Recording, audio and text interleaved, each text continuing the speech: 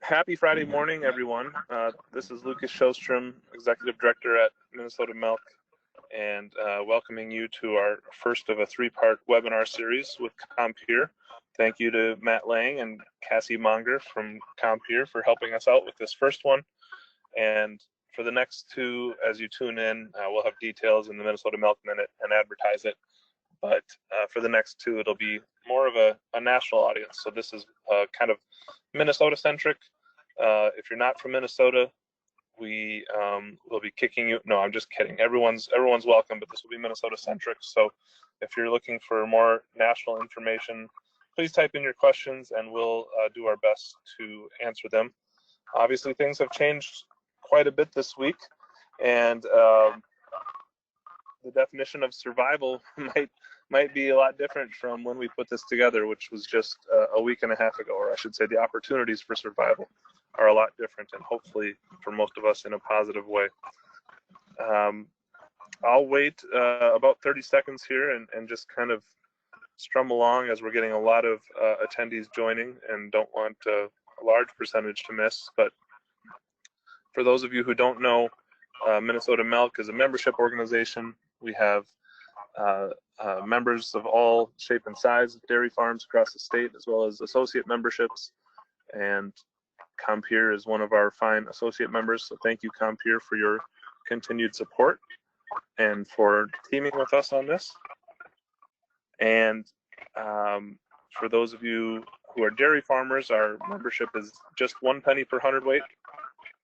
I think we can easily show that we've provided more than that back at the state and federal level in the policy initiatives we've done alone, not to mention education and membership. So I won't get into that and make it a commercial for today, but just know that in these uncertain times, we do need support. And if you're a dairy farmer, we'd love to have you as a member.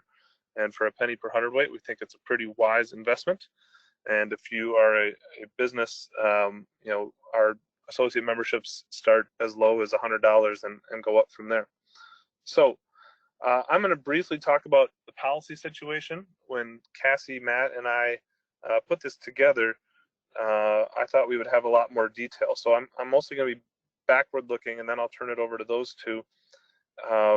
We've been involved in kind of the national supply management discussion, and the supply management's kind of happened and come and gone already. So we were kind of standing against any sort of national government style supply management program, and then ensuring Minnesota Milk has the highest insurance coverage of anybody in the country. There was a maybe light proposal, but it was at least a proposal to take any insurance gains or even locks in the market out of any forthcoming direct payments. And so Minnesota Milk was instrumental in stopping that. And then finally, there was a fixed class 1 price that really would have not allowed market liquidity to continue. So we've been very active with those three things for the past month. For the past week, we've been able to take a breath, and we, like everyone else, are waiting on what the federal direct payments will look like, especially as this changing marketplace has occurred. And I won't go any further into it because I talked to all my national contacts this week, and it's basically been a black box of no information. So everyone's just waiting to see. We know that if we divide out the dollars that were originally pledged, it'd be $1.30 per hundredweight on annual production, and it wouldn't matter if there was caps or not. Everybody would receive about the same. However, the market has changed substantially, so we may need to throw those original proposals out the window and see what happens next week, or in coming weeks. I can't even promise next week. Finally, at the state level, I'll just mention the legislative session, whether you know it or not, is still going on, and there's a bonding proposal coming together. Our lobbyist, Darren Macbeth, continues to be engaged, although remotely, and our top issues, we continue to weigh in on the Section 179 like-kind exchange, beginning farmer tax credit, and driver's licenses for all have definitely taken a back seat, but are still in discussion as we get going here. So I just wanted to take 5 minutes to update everyone on what we're seeing on the government side of things. Happy to take questions later on that, but we want to get into the economics. And I will turn it over to Matt Lang and Cassie Monger. And thank you both so much for joining us. And thank you all for tuning in today. Thank you, Lucas, and as well for to Minnesota Milk and the kind of the joining efforts and putting this series of webinars on this month. We're really excited for the opportunity. If we want to, Matt's going to move to the next slide. For those who might not be familiar with Compeer Financial, is there an echo? Are you guys hearing me okay? Or is there a little echo? It's a little echo. Okay, maybe this will help. So Compeer Financial, we are a member-owned farm credit co-op. Our lending territory is specified, I guess, on the green on the next chart. We cover parts of Minnesota, Wisconsin, and Illinois.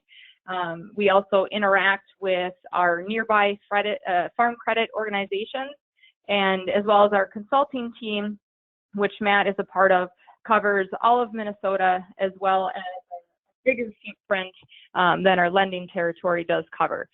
But we want to thank everyone for joining us today. I guess we kind of skipped ahead. So Cassie Munger, I'm a dairy lending specialist with Compeer Financial.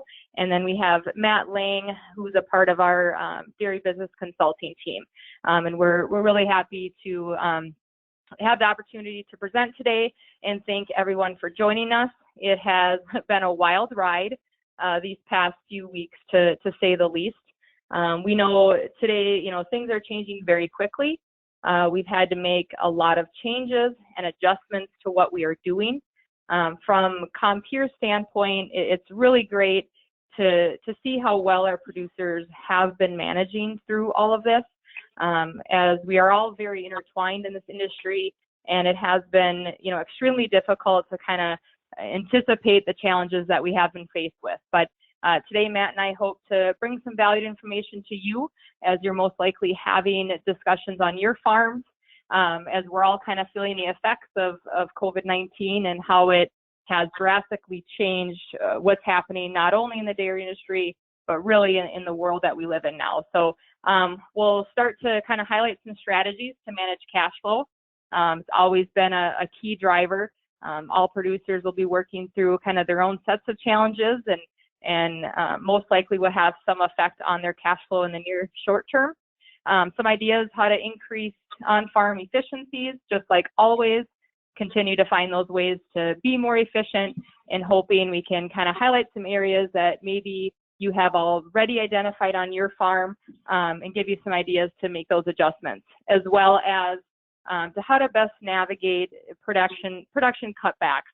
Obviously, we hope that we're not faced with this in Minnesota, but in the event you're asked to dump milk or limit production, how can we be more strategic about that and how we're doing that? So I will transition over to you, Matt. Great, thanks, Cassie. Can everyone hear me okay? Yep, you're good, Matt. All right, thank you. So the irony here is we're looking at a chart of Class 3 prices over the course of the last 25, 30 years. And as Lucas alluded to, things have been changing literally by the hour, by the day. So much has already changed in the last 2 weeks as compared to where we started in the marketplace at the beginning of April. This chart represents a historic look at Class 3 prices. And what's interesting about this is, as we look back in time, there certainly is a lot of volatility. That would certainly be one observation. Another would be, as you look back in the early 90s into the mid 90s, prices for the most part really only floated much between $11 and $13 a hundred. We only had about a $2 spread for the better part of about 6 to 7 years. We did see a few blips up and down, but it pretty much was consistent. After that period of time, certainly from the late 90s on upward to to present day, we saw a significant increase in volatility. You can see those ups and downs. As you can see, represented by the one angled red line, certainly we've had a trend upwards in milk prices. But the point here is, as you look over the last 5 years, since really the end of 2014 onward, we've really floated anywhere from $13 to $17 a hundred. We've gone for a period of time now, 5 years of pretty consistent prices, not great prices, but they have floated for a spread of about $4. Sometimes as I meet with producers across the country, I've heard a number of times, well, we've been in this cycle for a while, things have got to get better. I certainly don't want to burst anyone's bubble, but, historically, things don't actually have to get better. Now, while in the last several days we've seen an uptick in milk prices, we've hit upper limits several days here for Q2 and Q3 prices already. We see a lot of strength gaining in Q4. I just want to remind everybody that we should not just be hoping that Class 3 prices get better and they bail us out of this downward cycle, this cash flow crunch, if you will. It's important to take advantage of these situations. Winston Churchill once said that you shouldn't waste a good crisis. And there's a lot of opportunity for producers. And and really at the end of the day, preparation is the key. If you get nothing else out of this presentation, the one thing I want to reiterate today is you should be taking advantage of the opportunity that the market prices are giving us today. I've had upwards of 30 phone calls in the last 3 days about utilizing risk management programs like DRP, using puts, forward contracts in the outlying months to protect the prices that we are now seeing. There should be no excuse, no reason that we're not utilizing those risk management tools. So we're not going to highlight a lot of risk management today, but I wanted to make that point that that's a really critical opportunity we have now going forward.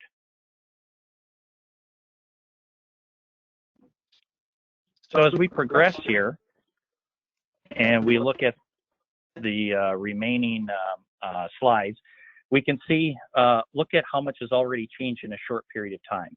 May, June, July, August, September, all of those prices, this was literally from about 2 days ago. And you can see the increase in prices since that period of time. If you look at the year-over-year difference, now certainly that spread has narrowed up quite a bit, particularly in July, August, and September. We are still seeing a spread there in May. May prices have strengthened a little bit, but we are likely going to see a large spread there. So the point is we're not going to have necessarily nearly as much cash flow as we start moving forward. Those April milk checks that all of you will be getting in the next day or two certainly will be a little bit lighter, and subsequently we'll also have lighter milk checks going through May and potentially into June. Now, we do have some positives. Lucas alluded to some of these items. Many of you have probably already applied for the PPP in the first round, and you may already have those dollars on hand. But I want to remind everyone that those dollars are really already pre-allocated to labor. So while that cash flow does help us, we already have it allocated to a specific line item cost. Certainly many of you probably have taken DRP positions. As Lucas alluded to, I think we were about 72% covered in the state of Minnesota, which was the highest in the country. So many of you likely do have Q2. Now those payments for DRP are not going to come until after the quarter is concluded. So with that being the case, many of you likely won't see any payouts on the DRP until late July, possibly August. So while there's many of you that will have gains there, you're not going to get those checks right away. Same thing with DMC. DMC will likely have it has the monthly payout, but don't forget there are some lag time. There is a lag time in that payout going forward, and as well as with USDA direct payments. Lucas also mentioned the CFAP. There's not a lot of knowledge on it right now, and likely whatever payment you do receive will likely be delayed till later this summer. So with that in mind, there's going to be a period of time here where there's going to be a bit of a cash flow crunch, and the question is, how do we get through that so that we mitigate any potential risks we have going forward? One of the recommendations I usually give to producers is to do a 13-week cash flow. 13-week cash flows, if you do the math, is basically 1 quarter outlook. The great thing with the 13-week cash flow is you can look at this at any point in the year, and it helps you understand kind of both your cash inflows coming in as well as your cash outflows going out. Why it's particularly critical right now is, generally speaking, we have a lot of seasonal cash outlays. As you look at this chart here on the right, you'll notice I've broken out several months and given an example of, an operation where the average monthly expenses are $360,000. But then we usually have our seasonal cash outflows. And I really highlight these because with the number of producers that I work with, it always does seem to be a bit of a surprise or maybe an unplanned expense that seems to pop up. And really they're planned, it's just they're not our average monthly expenses. And so you can see things like chemicals, custom hire expense, fertilizer, possibly land rent. A lot of folks have semi-annual land rent payments that are due in July. We may be making those in June. There's manure pumping spring here. Many of you may have already gotten bills for that. The seed, the chemicals, and the fertilizer, while in a lot of cases those bills are not due until at the very latest the end of the year, a lot of times we should be making payments on them so that we don't have one multiple $100,000 bill sitting at the end of the year. So we're pre-allocating throughout the year. It's nice to do this because it gives you some idea of what impact we're going to have with those seasonal cash outflows. 2, it gives us the ability to assess if we are going to be short with our revenue coming in, how much are we short? We then can go to our operating loans and look at and see, do we have enough in our operating loan availability to cover that cash shortfall? If we don't, that may be a conversation to have with our lenders then. Our lenders are going to be asking us, if you're needing operating dollars, how much do you need? Taking a guess or an estimate is not the best solution. And this 13-week cash flow can really give some insight into doing that. Not only that, but sometimes as we review or we think about the year ahead, we're thinking short term. And while many operations will likely still have a very strong year in 2020, there's going to be cash flow crunches. And so it's important to identify that cash flow in the short term and what your immediate needs are. The other point to make is possibly seed and fertilizer and chemical expenses. We can push some of these till later in the year. But then again, it's important to remember that they're going to accumulate on us as we move forward. Yeah, and from a lender's perspective, we obviously know there is still a lot of uncertainty, but in reviewing those cash flows, we know, as Matt just touched on too, they will be tight. And with those additional expenses due to the timing of the year we're in, as well as those milk checks that you've already received for April's milk revenue will be down and most likely will have an impact on your cash flow. So it's important to review in detail, looking at the next 3 to 6 months of that cash flow and identify in what areas you may have some shortfalls. Will you have enough cash or operating availability on hand to cover your normal everyday operating expenses? and also in understanding, the reality of the current price environment, and as we move forward and things change, how many months, do you foresee that you're able to cover those expenses without running into some challenges? And then continue to reevaluate what you have in regards to price protection. And even having some positions in place, specifically DRP or DMC, as Matt alluded to, those payments will be delayed. So you are not, most likely not going to have that money in your bank account, most likely when you will really need it. So continue to keep in mind that when you're reviewing those cash flow statements, keep that in mind that that accounts receivable isn't there yet until it's in your account. In addition to looking at your cash flows, you may need to take a look at what you had in your budget. Think about if there's any discretionary capital purchases that you are able to delay, and determine, what is essential spending versus those that could be pushed off. And really evaluate timing for any facility upgrades if possible. You may have projects that you were going to start, and if you feel you may be in a position where you need to preserve that cash, delaying some of those projects, might be beneficial. So continue to use the budget as a roadmap. Be aware, of the current market conditions. We'll have an opportunity to listen to Sarah Dorland next Thursday on our dairy outlook update. And it's important to just recognize that that budget you put together at the end of 2019 most likely is not, reflective of the current price environment, and certainly not what, we had anticipated. But always know that things will continue to change. So just be cognizant that, you will need to continue to monitor and make changes along the way in regards to how you're spending that cash so you don't run into those shortfalls. And Matt, if you have anything to add on that, on the budget before you head into the next slide. Yeah, I think it's just, there's a big question a lot of producers sometimes ask if you had a project lined up for 2020, and that's, do we move forward with it?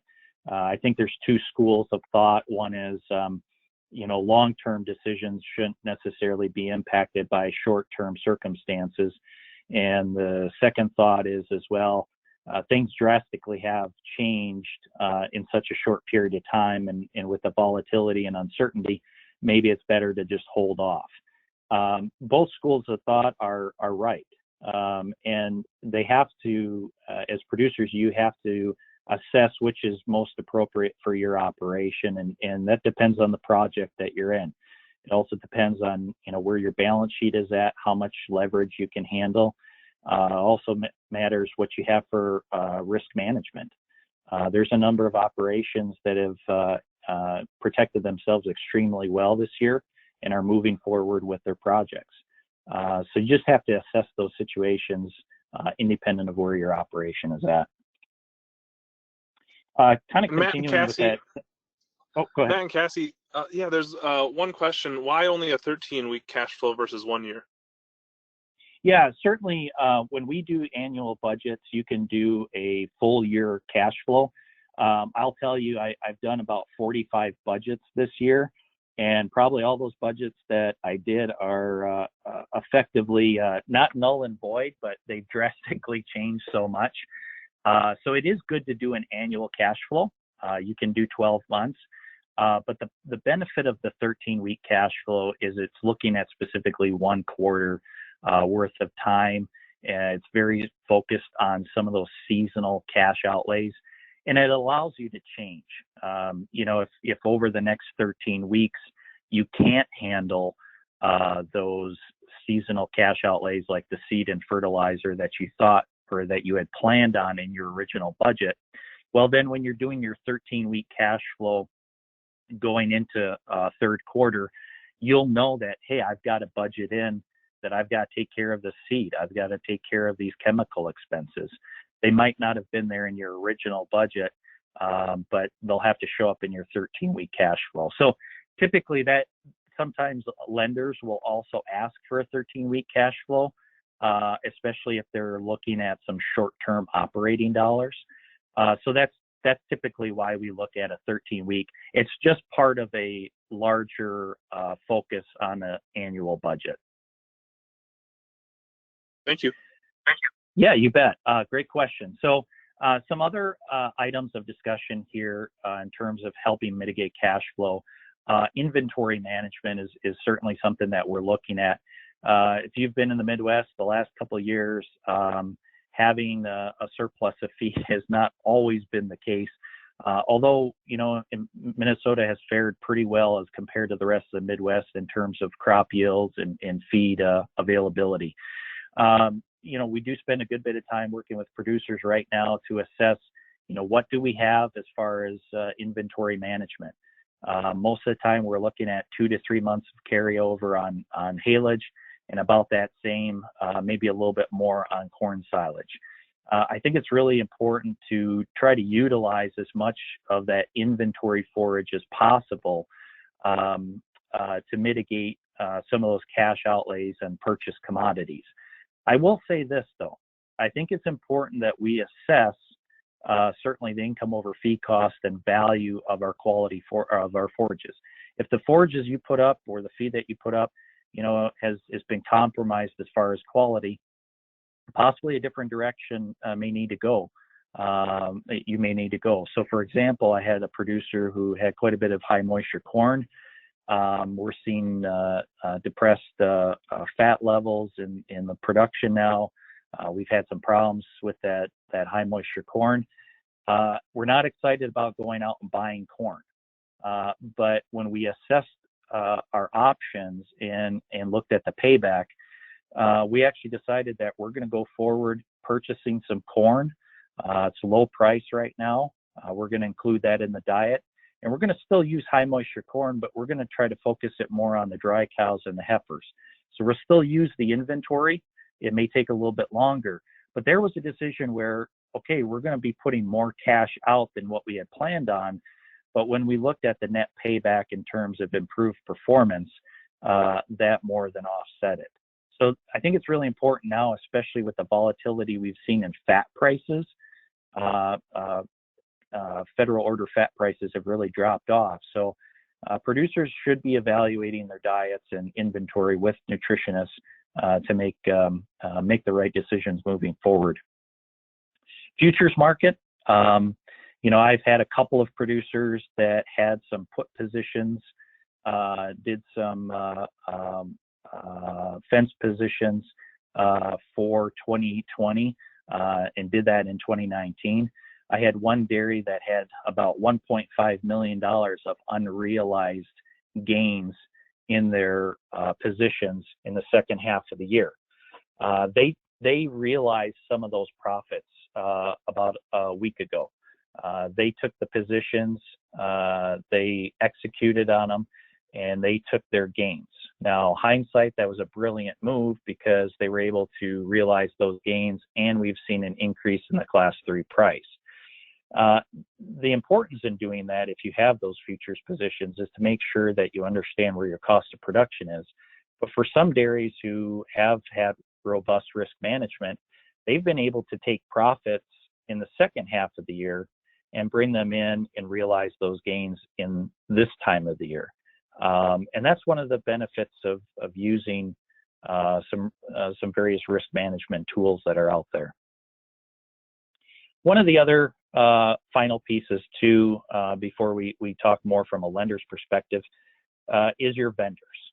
I've always recommended to clients to be very open and upfront with their vendors in terms of the timing of payments and payment plans.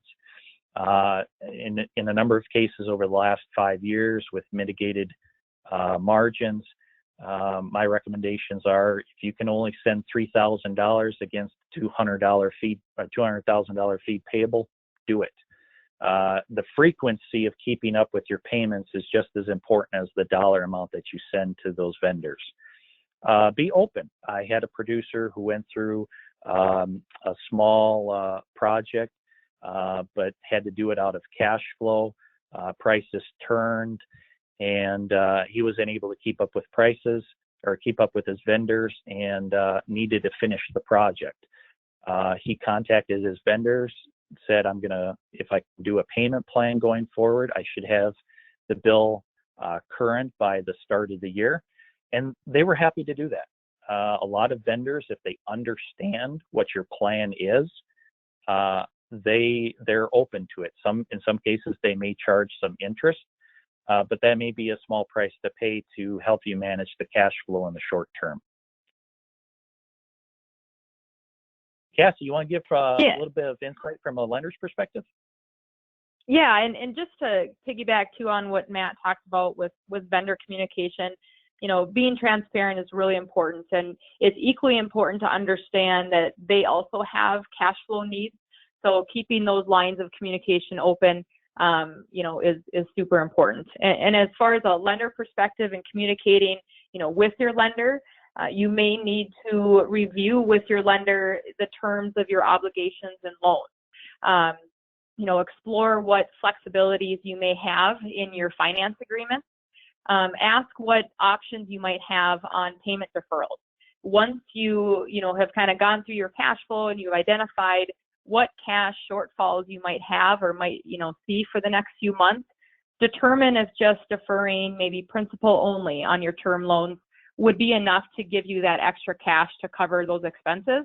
And in understanding what all of your options are, you maybe would want to just start with 3 months and then reevaluate as things evolve over that 3 month time and determine whether that's enough time to get you through. And that's where keeping in communication with your lender is extremely important, so you both kind of understand what your situation is.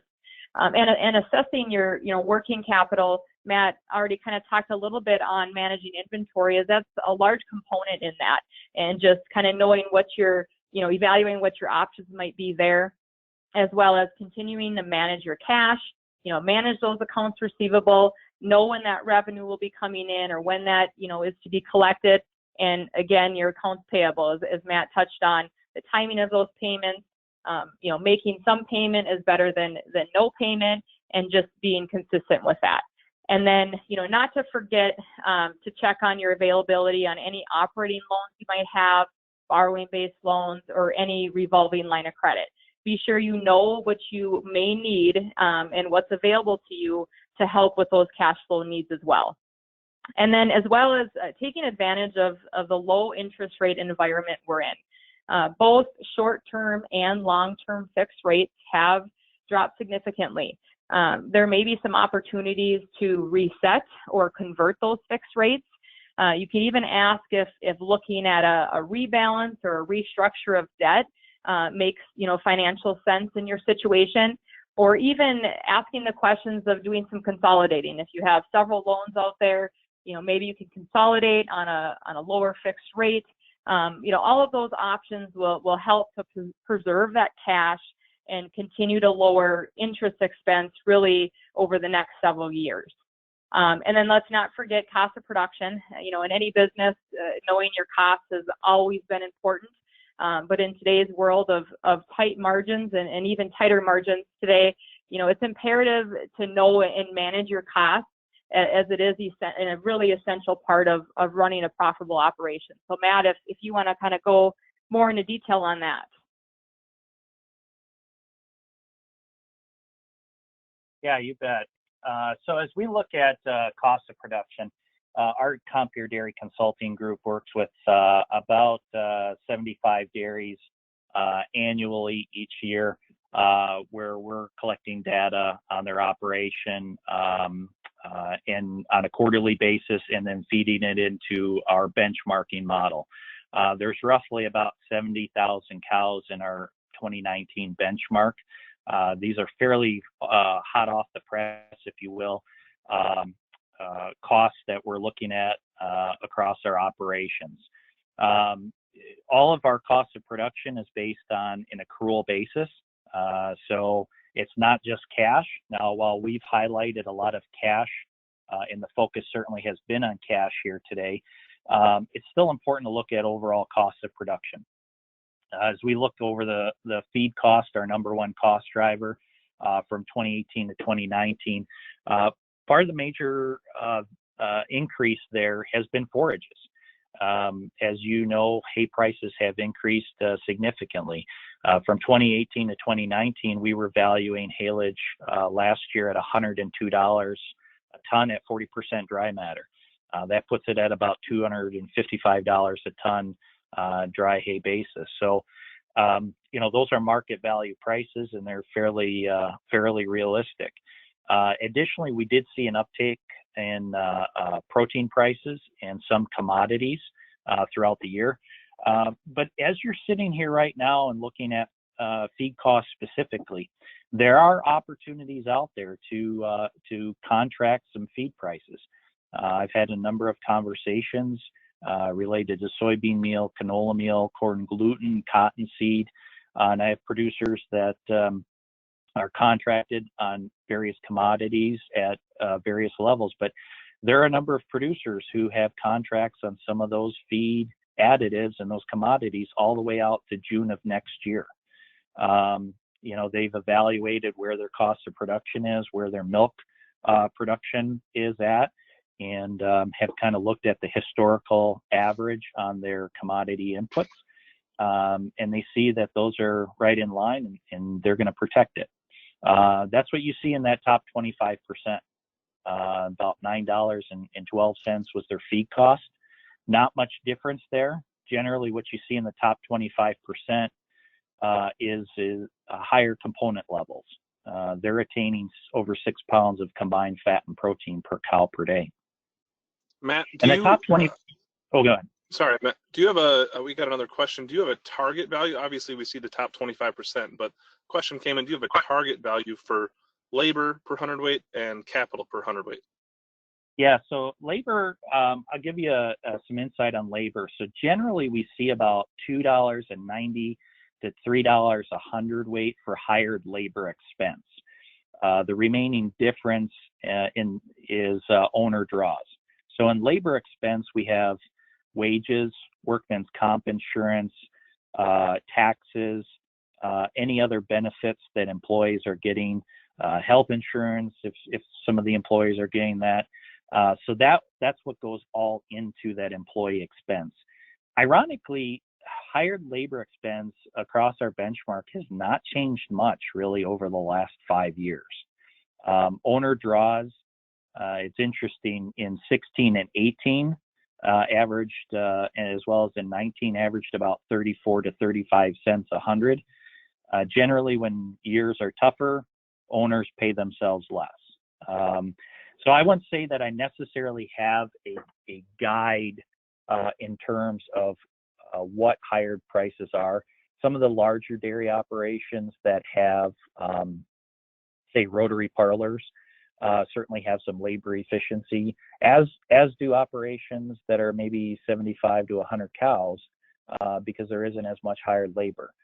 One metric I do use that is very common out east is percentage of gross revenue. The range I usually see is anywhere from 9 to 15%. So if at the end of the year you add up all of your gross revenue, about 9 to 15 cents out of every dollar is going to serve as labor. Our average is probably right at about 12%. And as far as capital costs there, as you can see, the top 25% is substantially less, about $230 a hundred. What I will say is capital cost has gone up fairly high since 2014. There are three things in capital cost: depreciation, interest, and leases. Now, we have seen a little bit of an uptick in interest rates, not recently, but if you look over the last 5 to 6 years, interest rates did increase. We do have some clients that have leases, and there were some expansion projects which would lend itself to more depreciation. But the real driver of the increase in capital cost has been from interest expense. And that's because a lot of businesses, a lot of dairies, got to about the middle of 2016 and started running out of cash. And when they started running out of cash, they had to borrow operating dollars from their lender at a higher interest rate. So that compounded itself. So cash management is really, really critical in helping keep this capital cost down. There were operations I had at the end of 2014 who had zero balances on their operating notes, and actually still paid into them. So they had a negative balance. A number of those operations did not, or they got until about the middle of 2018 before they felt a cash crunch. So in some cases, they were able to go another 2 years without feeling as much of a cash pinch as a lot of other dairies did. So as far as the target on capital costs, normally we're looking at about that anywhere from that 240 to 250 range. But again, it does depend on each operation and maybe what projects that they're working on. Net herd turnover cost, that has gone up in recent years. Back in 2014, we were under $1. What impacts net turnover cost is a number of things. Cull cow values certainly have not really improved. A number of cull cow prices here recently have looked actually pretty awful. And so the higher our cull rate goes right now, likely the higher our net herd turnover cost will be. Because those cows on our balance sheet are still valued at anywhere from $1,300 to $1,700, depending on where they're at. And when we're growing an animal, that's what it costs very close to produce that animal at a mature age. So when we cull an animal, she leaves our balance sheet at say $1,500. Well, if we only get $500 cash for her, we got $500 cash, but we actually took a $1,000 hit on her. And so every time we do that, that increases the net herd turnover cost. So the key drivers in some of our better performing operations, they're really managing that low turnover cost. The number one herd in our benchmark last year had a 25% cull rate and a 2.5% death loss. So they were able to really keep their net herd turnover costs down and really perform. Other production costs, that's what I always call pinching the penny. Dairy producers have gotten really good at this. This would be animal health, supplies, things, breeding expense. That's typically where we maybe extend. We don't bed every week. Maybe we bed every 2 weeks. Different strategies like that to reduce the cost. Overhead covers all of our other expenses, and then we net out any crop revenue or any government payments. And so you can see cost of production has held steady for the most part the last couple of years. What's interesting is 2019's energy corrected cost of production did go down significantly, but you can see there the top 25% net income herds were averaging $15.52 cost of production on an energy corrected basis. And that's what we have to get to. At the end of the day, milk goes to the lowest cost producer. And so that's where we really need to compete. But you can see the various categories that the top 25% is performing on. One more question, Matt. And this is a quick one, and if we have to go into it, we can follow up later, but do you have a quick conversion there on feed cost per hundredweight to cost per pound of dry matter for those who maybe don't think in per hundredweight? Yes. Yeah. So cost per pound of dry matter, we have seen an increase in 2020. A number of the diets are showing anywhere from, on average, 10.6 cents per pound of dry matter, all the way up to about 11.3 cents per pound of dry matter. That's a lot of what I'm seeing in diets. That's not to say that those are the most cost-effective ones.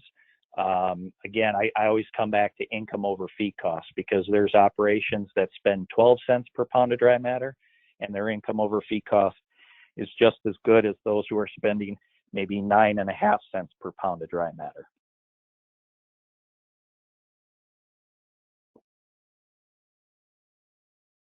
Yeah, so you want to hit a little bit on payroll protection here?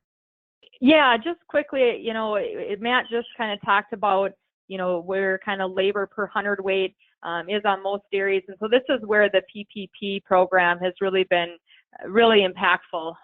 When you're looking at, the potential for a forgiven loan, which provides funds to cover, over $3 a hundredweight over the next 2 to 3 months. We have seen a larger or high response in dairy farms who have applied for this program. And now it's, really the next steps of documenting those uses of funds for payroll expenses to ensure that loan is forgiven. But it's really impactful when you think about, what it's going towards as far as pre-allocated for labor. And then Matt, if you want to touch on some of those markers that your consulting team has kind of correlated with profit in herds that you work with. Sure, I'll just briefly touch on a few of these. With our benchmarking data, we've aggregated the information over the last 10 years, and actually longer than that now, to really do a correlation analysis that indicates or tells us what are the leading drivers of profitability. And one of the top ones, somatic cell count. So you can see really what somatic cell count tells us. It's not necessarily that some operations are getting paid more for better quality milk, but it really tells us how healthy the herd is. Think about that operation I referenced before with the 23%, 25% cull rate and the 2.5% death loss. Their average somatic cell count is about 82,000. They have an extremely healthy herd. At the end of the day, that's what we're really focusing on, is the longevity and health of those cows. Don't forget, cows really aren't truly profitable until we've covered all that heifer rearing expense in first lactation. And so most cows have to get to their late second lactation, early third lactation before we start seeing true profit out of them. So if we call them before that age because of health problems, we're taking a loss. Energy corrected milk. I can't stress this enough. We saw a significant increase in our top 25% last year. There were a number of herds that were nearing 7 pounds of combined fat and protein per cow per day. Death loss. Death loss is really, really expensive. Again, if you get nothing else out of this, death loss, the worst animal we could lose is that first lactation heifer. You get her and you've spent $1,500 to $1,700 to $1,800 to raise her, and now maybe you got a heifer calf out of her, but she dies in the first 60 days of milk. The opportunity cost can be upwards of $5,000 per cow when you lose an animal that early on. So death loss is really a major component to those better performing operations. Now, herd turnover cost, I provided the calculation here, so all of you can actually do this calculation on your own farm to see where you come in at. Again, our target is in that right now this year, probably about that $1.30 per hundredweight range for net turnover. And then keeping up with preg rates and heifer survival, making sure that those animals that are coming in the next generation certainly are healthy and productive. I'll hit on a couple items here too. I talked about the 6 pounds of combined fat and protein per cow per day. I put a couple of calculations here. Again, it's not necessarily the percentages that matters, but it's about the pounds. We need to start talking in pounds and not percentages. Reducing early lactation removals, I highlighted that as well. We don't want to have more than 3 or 4% or 5 or 6% in those first and second lactations respectively. Now, if someone comes to you and wants to buy some fresh animals for $1,800 a piece, that's a different story. We're really highlighting involuntary culls here that leave before we want them to leave. And also focusing on heifer inventory. Many of you have done an extraordinary job of getting animals pregnant, producing good quality heifers. One observation I've seen over the years is operations have done a tremendous job of improving heifers. Now the problem is there are too many heifers. There's a myth that with everybody or a lot of producers using beef semen, that there's going to be a shortage of heifers. Personally, I dispel that myth because I don't have one dairy right now that is short of heifers. So I provided a calculator here to truly look at how many heifers do you need on an ongoing basis to support your replacement. And don't use your current cull rate or your current death loss. If your current cull rate is 40%, that's likely too high. And so in some cases, we need to evaluate what is the target that we want to have for this operation. Many operations I see have 40, 45% of the herd first lactation. Well, we're missing out on a lot of milk and a lot of longevity in that herd. And I'll just highlight in general, income over fee cost is probably one of the key things that we need to constantly do and constantly evaluate. Some of our best performing operations last year were well over $9 income over fee cost. A lot of times I like to look at income over fee cost on a energy corrected basis and with a standardized milk price. So at $16 milk price last year, using a standardized, a number of our top performing herds were still over $9 income over fee cost per cow per day.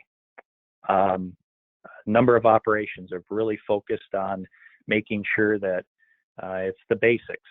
Feed is consistently in front of the bunk, available to the cows. It's getting pushed up every hour to 2 hours. And forage quality. We've had a good planting season, a good start to this year. This is an opportunity to produce some exceptional quality forages in 2020. And that's really what's going to help us long term in mitigating our feed expense. And I also highlight water. A lot of times when I walk through dairy operations, the issue isn't necessarily feed. We look at how much water our cows really consuming. And in some cases, they're actually not getting enough water. And that can occur for various reasons. So I do make mention of that because sometimes it's overlooked.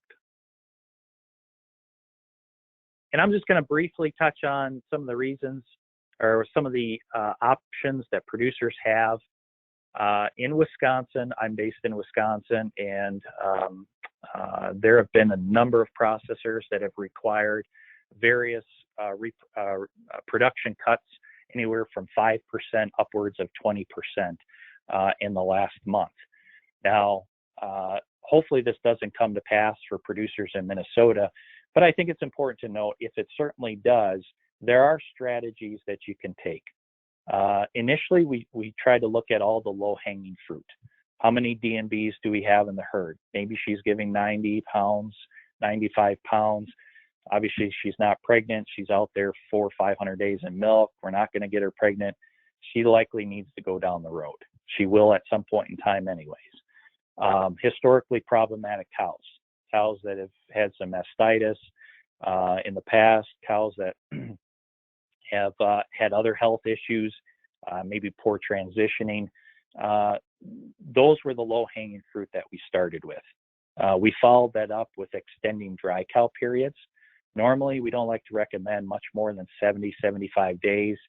You get beyond that, sometimes you end up with heavy cows and some problematic transition cows. And then feeding milk to calves. Some operations aren't feeding any milk to calves. Some are feeding some up to 56, 60 days. Our recommendation is going up to 90 days can utilize some of that milk. The challenge, as many of you know, is the labor. It takes a lot of labor invested into that. But just those first three things, the culling, the extending the dry cow period, and the feeding milk to calves on a number of operations, we were able to hit 7 to 8% milk reduction. The last three are less desirable options. If you need to get to that 20%, a 3x to 2x milking may be in line. I'm not a huge fan of this just because in many cases your fixed costs stay the same, but we're shipping less hundredweights. We have created some late lactation low group diets to help reduce the milk production or help offset the 2x milking on those late lactation cows with lower feed costs. And we do have a few herds that are feeding milk to cows. It's not necessarily the most desirable strategy, and I would try to deter producers from looking at that. But we are using anywhere from 7 to 15 pounds per day. Cassie, you want to wrap it up? Yeah, so, as we try to prepare and continue to look at how we can manage, those areas that we have more control over. And Matt did, a really nice job of explaining some of those areas, on farm, where there may be some opportunities that you've identified. But equally important to keep all lines of communication open, with your lenders, with your advisors, and all the vendors that you work with.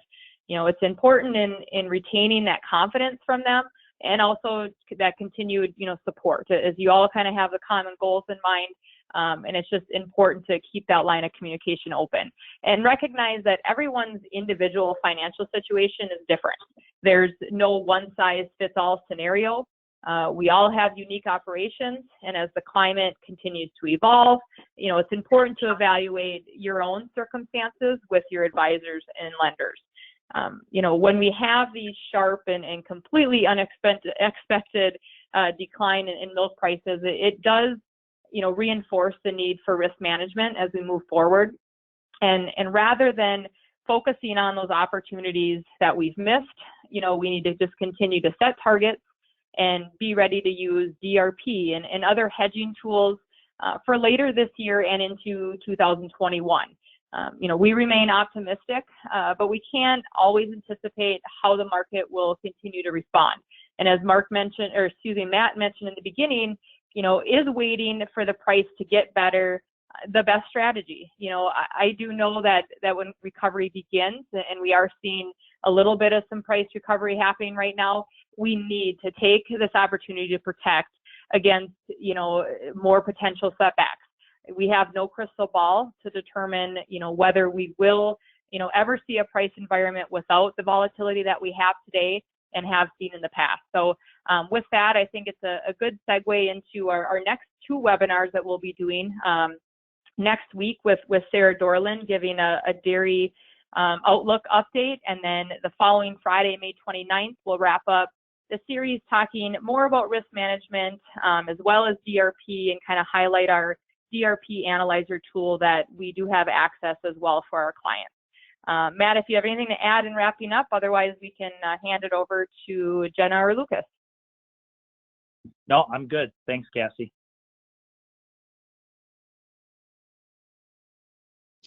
Well, thank you both. We did have one more question come in. I appreciate your time, but if you want to take a crack at this last question, it was, do you have a revenue per cow per year target? So this was from a few slides before. Yeah, so I can tell you that the revenue per cow average over 15, 16, 17, and 18 on average was negative for a number of herds, anywhere from the tune of $50 per cow all the way up to $200 per cow. Last year, I believe our average net income per cow was about $250 net income per cow. Normally, I try to target when I meet with our producers, I'm trying to target about $500 per cow for net income. Now, obviously, that's not always the case. Some operations do even better than that. There were a few herds last year that I interacted with that had upwards of almost $1,000 of net income per cow. But generally, I look at that $500 of net income per cow, being able to keep up with the return on equity, the return on assets, and being able to reinvest in the business long term as an ideal target. Great, thank you. And as they already explained on the screen here, we've got a webinar next Thursday, the 21st, with Sarah Dorland, and another one on Friday, May 29th, more talking about just the insurance tools that are available with Cassie again, and other consultants. So I don't think there's any other questions. We're going to send this presentation out to everyone, and who knows what fun encounters we'll have by next Thursday in the markets. Thank you so much for your time, Matt and Cassie. We'll wrap up here, but if you've got any follow-up questions, you can see Matt and Cassie's emails there on the screen, or you can reach Minnesota Milk through our website, mnmilk.org. Thank you both, and thank you all for attending. Thank you, guys.